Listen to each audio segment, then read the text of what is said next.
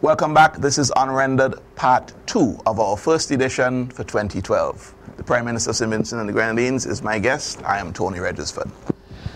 Prime Minister, we've gotten an extension in time, so we're doing a Part 2 run of Unrendered.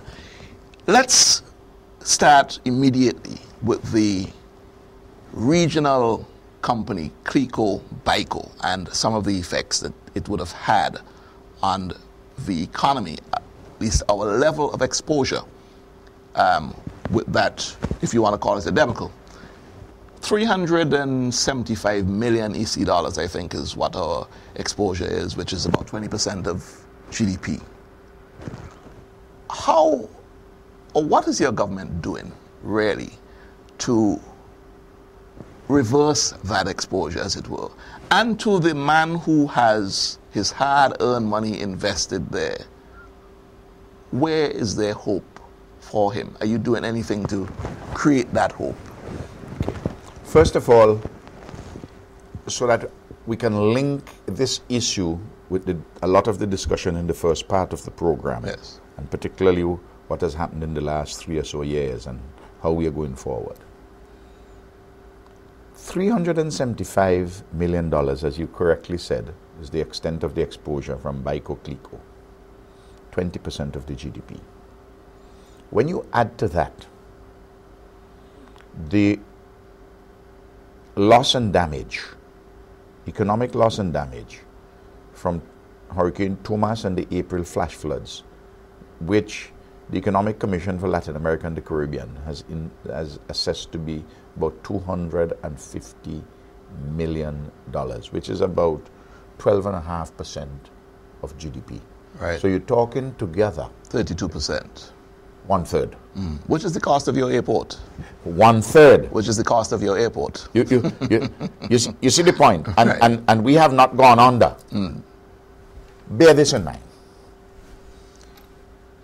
The special set of TAP funds, Troubled Assets Recovery Program funds, set up by Presidents Bush and Obama, amounted to some $800 billion US. That's 1% of the GDP of the United States of America. Right. If I had a 1% problem, I really didn't have a problem. Yes. But I have You've got a 32% problem. I have a 1/3 problem, 33% problem. And yet we have kept our heads up. So I want to make that point to connect it to the extent of our performance and the way we have held things together and going forward with the progress in which we have. That's fair enough. But the reality of the situation here is that I'm coming to apart that. from the national institutions that are affected, the common man who I'm has coming to that. money invested. Let's deal with British American, Bico, which is the one which is the more serious one from the standpoint of the unavailability of any set of compensatory assets, or at least a significant amount. We have dealt with the property part of British American. We have dealt with the health part of British American, and we are now dealing with the traditional life, where we are capitalizing the life portfolio with $38 million US. Remember, I had secured $50 million just before Patrick Manning lost office and had it deposited at the central bank, because I'm in charge of the subcommittee dealing with insurance in the currency union. Now, there are 5 or 6 companies which have expressed interest, going through a process of bidding to see people who are interested in purchasing it. Now, that will take care of 20-odd thousand policyholders, 21 or thereabouts, across the currency union. Then we will have about 7,000 or so now the annuities We are seeking to work out an arrangement with the government of Trinidad and Tobago and with the Caribbean Development Bank. We are working together on this to see what can we fashion, as has been fashioned for Trinidad, that people below what would be 75,000 TT dollars, 30-something thousand Eastern Caribbean dollars, the extent of the exposure for each person, that if we can pay them essentially that from a fund which we're seeking to set up, and then to look at those above that, which would be less than 20% of the policy of the annuitants. And we are seeking to see if we can get further assistance out of Trinidad and the CDB to see what we can do to help to ease that challenge. Clearly, there would be a haircut. Right. There would be, I mean, people don't want the interest going back. They just want back their money. They want back their money, and they don't mind if they're going forward, they get even a commercial rate of interest, a bank rate of interest, sorry. Right. So there is a process going forward. In relation to institutions, those who have who had their instruments with CLICO Trinidad, the government of Trinidad and Tobago is providing bonds for those. For instance, the National Commercial Bank, we had about 10 million with them. We will get bonds from Trinidad for that. What about our NIS? Our NIS, the same thing. Of course, NIS also has some with CLICO. What about our non-banking sector here, like some of the credit unions? The credit unions don't have so much with CLICO Trinidad.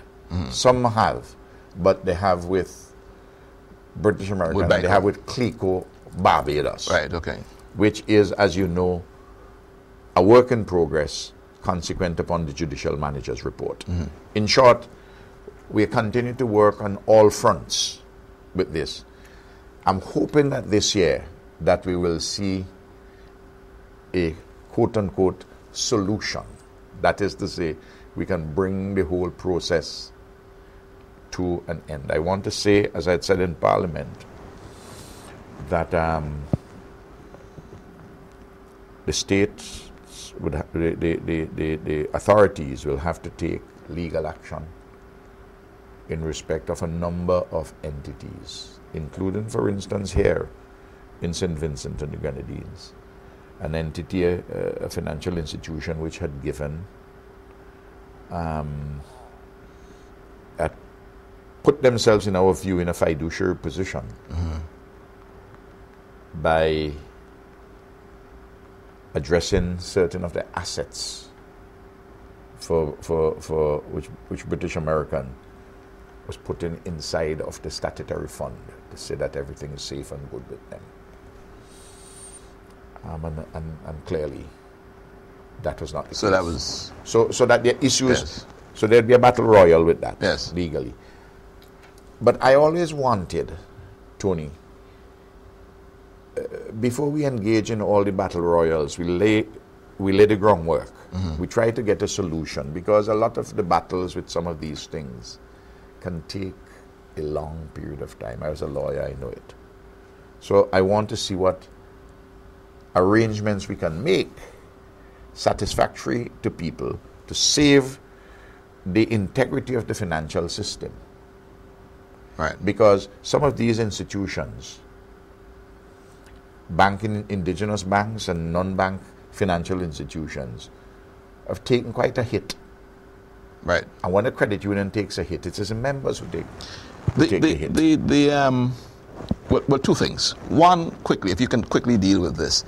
What I heard you saying in your answer, you're talking about the normal policies, the annuities, etc. There were some special high interest yielding. Those are the annuities. Yes, I put them. Right. I put them under the broad heading of annuities. Okay, so those are also captured. Yes. In that. Let's move on quickly to as we're talking about the non-banking sector. I see in the IMF report where there's a big caution, and in fact you're being urged to take a measure where these institutions are more closely monitored for your financial stability risk. Basically, this is the point that we're addressing.